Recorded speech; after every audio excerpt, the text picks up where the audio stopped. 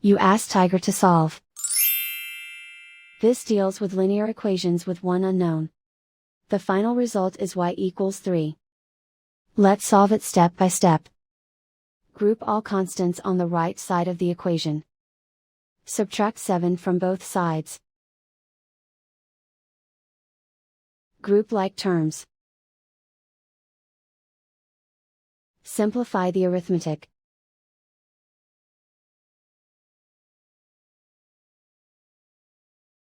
Isolate the x.